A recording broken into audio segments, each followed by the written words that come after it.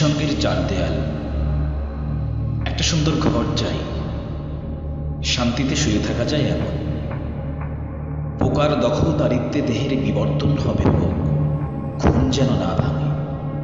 আমি একা, একান্তই একা। অর্থহীন মমত্বে যারা একাকিত্বের সঙ্গী আছে, তারা কেউ আমার হবে না।